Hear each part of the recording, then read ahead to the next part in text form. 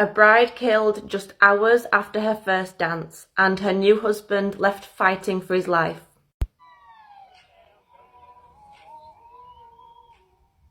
Samantha and Eric exchanged vows on April 28, 2023 at 5 p.m. at Folly Beach. They partied into the night with friends and family before leaving around 9:45 to go to their Airbnb. They were travelling on a golf cart in an area with a speed limit of 25 miles per hour. That same night, 25-year-old Jamie Komorowski made a terrible decision which led to the death of bride Samantha. She'd been drinking and decided to get in her rental car and drive home instead of calling for a lift.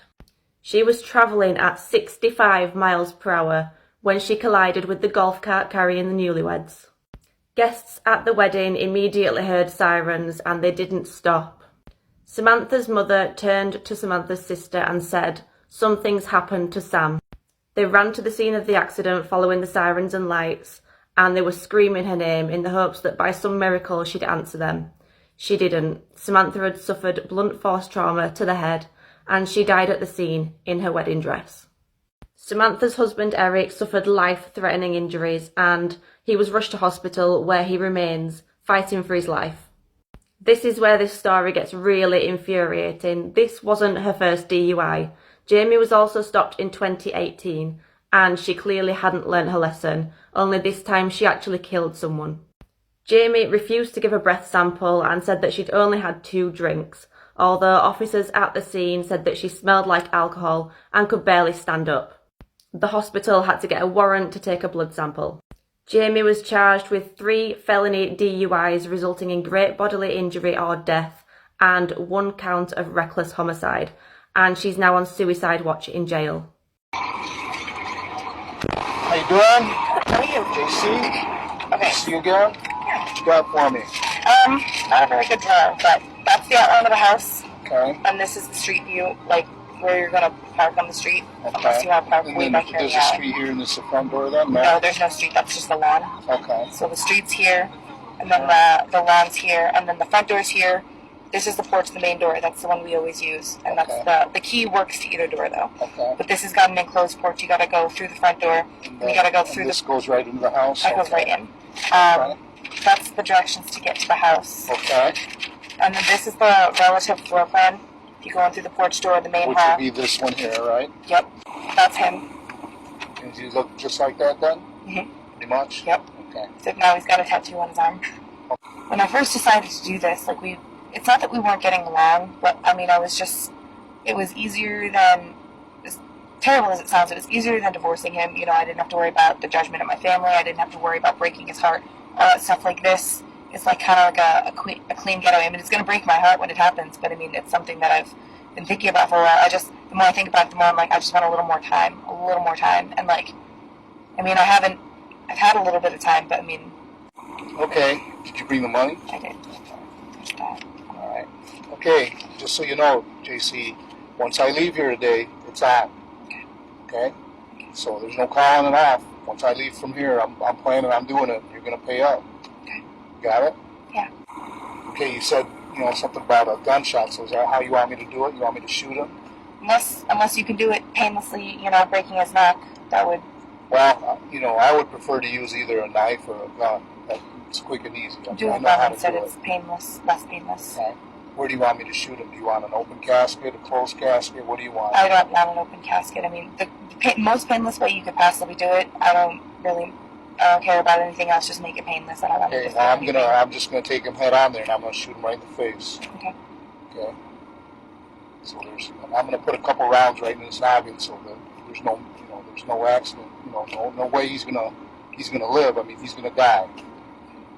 You understand that? I'd rather do it that way. It's more, rather than sneaking up on the guy and doing it from behind, I'll just take him head on.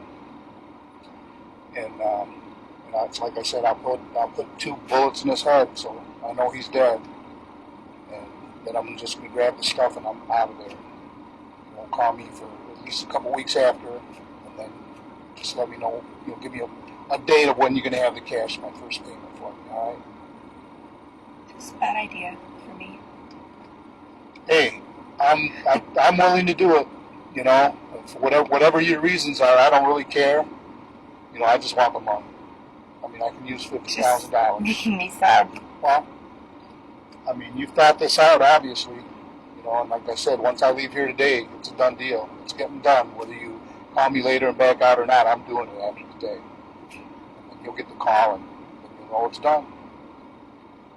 So that's the plan. I'm going to sneak in that door. I'm going to sneak up on it. What happens if you get caught? Don't worry about that. I'll take the hit. Okay. I'll take the hit. I'm not going to give you up. Okay. You got to make sure you're going to pay me, and I'll send somebody else with the cash. If I get caught, you let me worry about that, but I expect to get my money. Okay. Okay. Just want to make sure that I'm not. I got people on the outside that'll make sure I get that. Okay. Anything else?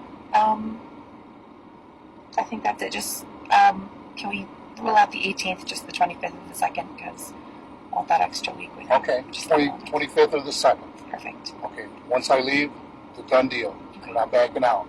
And I'm just letting you know that up front. I'm not backing out. I'm going to do it, and then I'm going to expect you to pay me. Okay.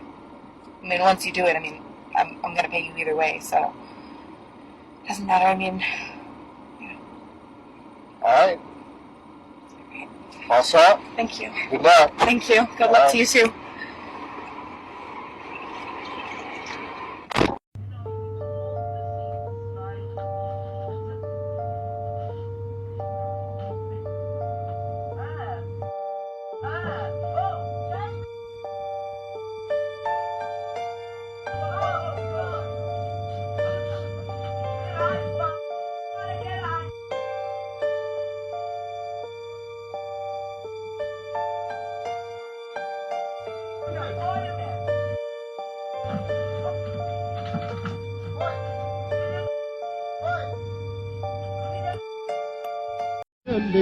And sing this little song. Run, rabbit, run, rabbit, run, run, run. That woman does not deserve her children, nor does she deserve a day of freedom. Hi, my name is Ethan, and here's everything you need to know in under a minute. This was 33-year-old Deborah Janelle Jeter, who is married to Lester. In May of 2009, he filed for divorce and told the judge that he feared for his children's safety as Deborah was very mentally unstable. Not long prior, she had tried to unalive herself in front of her daughters. Despite Lester's plea, the judge actually lifted the restraining order, and 12-year-old Kelsey and 13-year-old Kirsten were so excited to see their mother after 14 long days. Deborah actually told them that she had a surprise for them whenever they got to see her. When they got into the car, Deborah stabbed both of them, unaliving Kelsey and leaving Kirsten in critical condition. She then made the famous "I just unalived my children" 911 call and was sentenced to life in prison.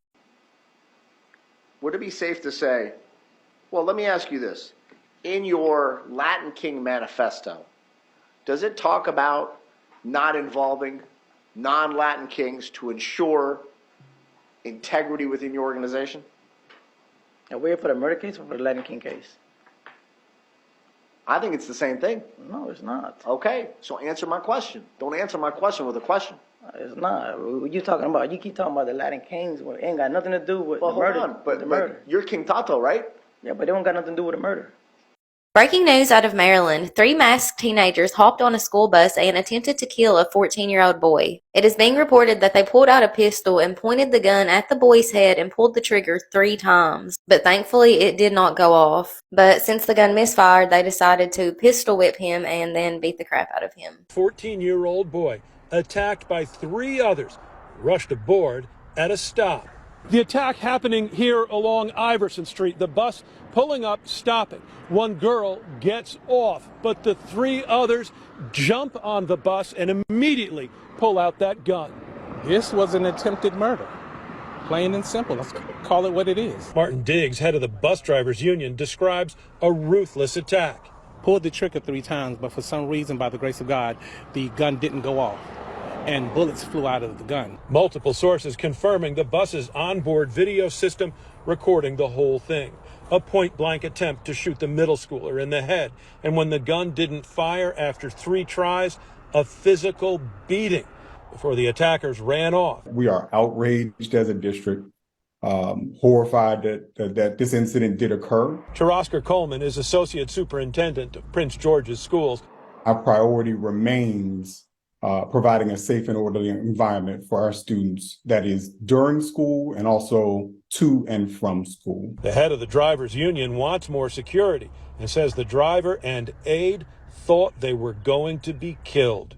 They're terrified. The one driver doesn't want to come back to work. They're terrified. Recently, a lot of people have been going crazy over the cat blender video, so I'm here to explain everything that you need to know. The infamous cat blender video surfaced online on Tuesday of this month. It was posted on none other than Twitter. Now, the video shows a man torturing a cat and eventually putting him into a blender. Then in the video, it's clear that the cat is still alive, so the man proceeds to put the cat in the microwave. And then from there, nobody knows what happens next. As the video continued circulating, it began to inspire users to create memes, expressing anger and sadness over the clip. Some users even created videos of what they would do if they found the person responsible for the video. Users then started investigating and found out that the video originates from China, and this was due to the writing on the blender. Users on Twitter eventually leaked the man's location in China, and now it's said that the man responsible for the video has been caught by Funan police, saying that the man was a blogger but posted tortured cat videos in private, and now all of China hates him. Now, I don't know about you guys, but this gives me Luka Magnotta vibes, and sounds like a remake of the documentary Don't Fuck With Cats. Let me know what you guys think in the comments down below. Like and follow for more. 6 teenage boys played a harmless ding-dong ditch prank on this man's home, and just minutes later, 3 of them were dead. On the evening of January 19th, 2020, 6 teenage boys and best friends were having a sleepover and celebrating Jacob Avascu's 16th birthday. Later that night, one of the boys was dared to either jump into a pool or ding-dong ditch somebody's house, and after choosing the latter, they all got into a Prius driven by their 18-year-old friend and picked a random house. The house they chose belonged to 45-year-old Anurag Chandra in Corona, California. Once there, one of the teens hopped out, rang the doorbell, mooned the camera, and then got back into the Prius where they quickly drove off. But this harmless prank angered Anurag so much that he got into his car and started chasing the teens. He was going 99 miles per hour in a 40-mile-per-hour zone, and when he caught up to the Prius, he intentionally rammed into the back and side of it. This caused it to go off the road, quickly slamming into a tree and utility pole. The crash immediately killed Drake Ruiz, Daniel Hawkins, and Jacob Avascu, all 16 years old. According to Anurag, he didn't stop after the crash and proceeded to go home after hitting the kids because he didn't think anyone was hurt. He was arrested at his home later that same night. The driver and 2 other 13-year-olds who were also in the car were injured but survived the crash. During the investigation, Anurag said that the prank angered him so much, but also said that he decided to chase after the teens because he was worried for his family's safety after being mooned. It was also revealed that in the 3 hours before the prank, Anurag consumed 12 beers and was highly intoxicated. Anurag has just been charged with 3 counts of murder and 3 counts of attempted murder and has since pleaded not guilty. He's due back in court on July 14th and faces life in prison without parole. It's also worth noting that at the time of the killings, Anurag was already facing domestic violence and battery charges in an unrelated incident. And evidence about the wife who was murdered? Well, it's possible now that Holly may have been involved. Evidence collected at the scene much later than police had left it and opened it back up to the public. Evidence now collected shows she may have an integral role, in fact, in the abuse of other children, other victims who may still come to light. The Oklahoma State investigators coming out and looking into containers on the property, RVs on the property. We'll have to apologize for the grainy nature of this video, but this was shot almost hurriedly as the Oklahoma investigators showed up back on the scene with their mobile analysis unit. Medical examiner also appearing on the scene today and spending hours upon hours at that scene. A medical examiner not typically called out to a scene unless there are bodies. Still no announcement from the authorities if in fact they have found more bodies. But the drones flew overhead. Who knows if they had heat seeking? Evidence was processed out of a car. As you can see, the evidence envelopes at this point. Better late than never, I guess. But really, 7, 8 days later, there's the drone. You can just see it flying. They had taken a couple of drones. They brought out all of this heavy equipment. Here are some of the things I can tell you that family members were able to find. And this is after Friday, after they'd been able to actually go through the house the first time. Bloody toddler clothing that was found beneath the floorboards. The blood apparently still wet enough to get on the hands of the person who picked it up from under the floorboards. A 4-inch stack of Polaroids. 4-inch stack of Polaroids of children. VHS tape showing possible abuse. A ledger containing the names of children and birth dates. A long piece of lumber that had multiple chains and padlocks attached to it and spaced along the piece of lumber in the hands of family members because they found it, not the police. The police didn't bag that up as evidence. The family members had it and photographed it. 2 young teen girls walking home from school when suddenly, from behind, an adult stranger grabs one of the girls by her breasts. The start of a horror story? It sure might have been. It might have been if not for the 2 girls' aggressive defense against the assailant. The 2 girls, 14-year-old 8th graders, were walking home from Freedom Middle School heading east on Hageman Road at about 3:30 the afternoon of April 26th. A security camera at a church on Hageman caught this faraway image of the girls walking when a stranger approached from behind. The girls ran to one of their homes in a panic, frantically trying to enter the code to unlock the door.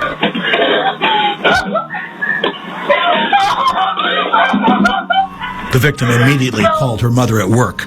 This is Suzanne Mendoza. A man had run up behind her and grabbed her from behind by the breast. She pushed him off. He ran in front of her and grabbed her forcefully by the arm, attempting to pull her away from her friend in the direction where he came from. She hit him and her friend hit him as well, and he lost his grip and they were able to run away from him. The Mendozas filed a police report. Then they had the girls separately make sketches of the alleged assailant. The drawings are remarkably similar, perhaps 5'6", ball cap, glasses, goatee. The girls suspected the man had come from a side street, so Suzanne started knocking on doors.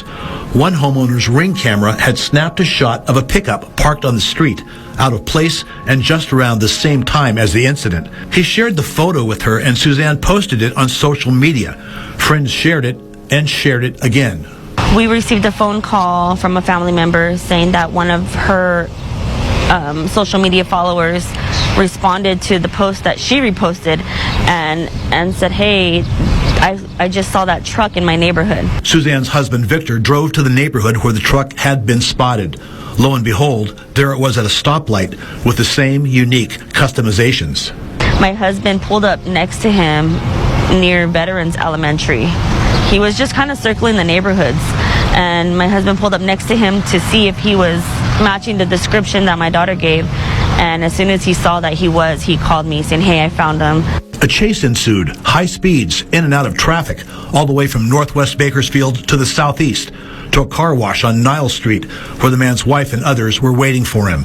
The man's wife declared her husband innocent. Finally, Suzanne stepped forward. I talked to the wife, like, hey, look, I'm a wife as well. I get it, you're going to stand by your husband, but I'm also a mother. Police came, and arrest was made.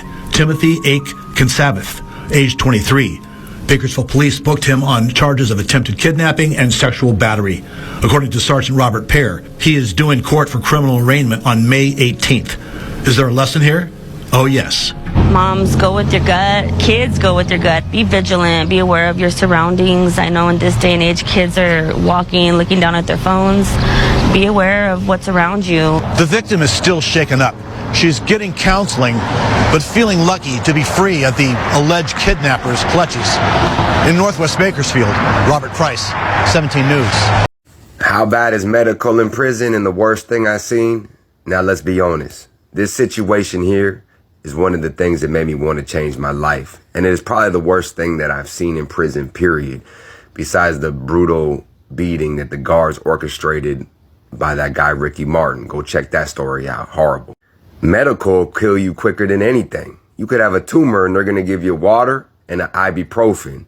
And half the time, people will put in sick call requests just to get your ass hit up. Yeah, they'll put a sick call in just to get your ass at the doctors and get you stabbed up over there if they can't get you on the other side of the compound. It's a dirty game. They misdiagnose you.